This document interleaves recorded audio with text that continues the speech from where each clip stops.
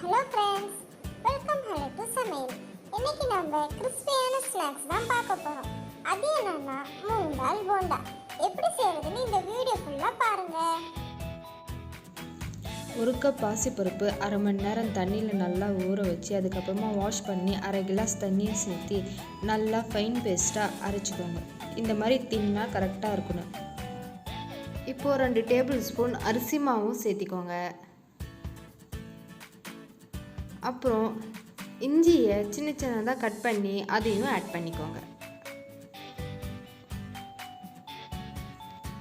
அரை டீஸ்பூன் ஜீரகம், 2 பச்சை மிளகாய்,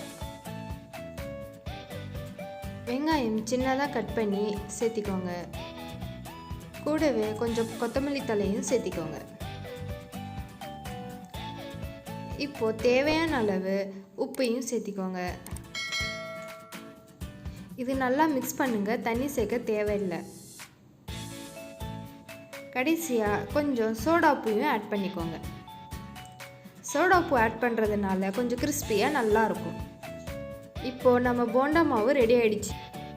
ஒரு கடாயில் எண்ணெயை ஊற்றி எண்ணெய் நல்லா சூடானதும் இந்த மாதிரி சின்ன சின்ன உருண்டைகளாக போடுங்க.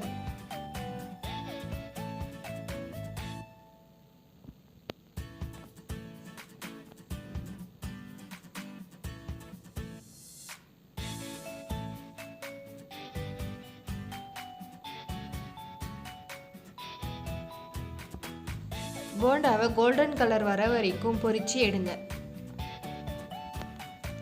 இப்போ நம்ம போண்டா ரெடி ஆயிடுச்சு. நான் இன்னொரு பேட்டரும் போடுறேன். இந்த போண்டா நம்ம தேங்காய் சட்னியோட சூப்பராக இருக்குங்க.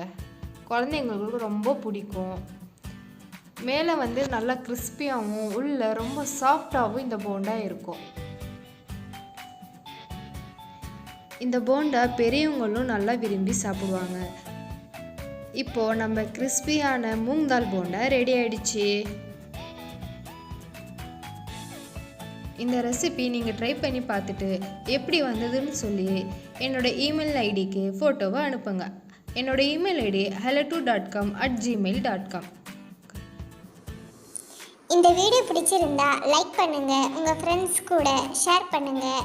இன்னும் நம்ம சேனலை சப்ஸ்கிரைப் பண்ணலைன்னா சப்ஸ்கிரைப் பண்ணுங்க. ஈஸியான ரெசிபியை தெரிஞ்சுக்கோங்க.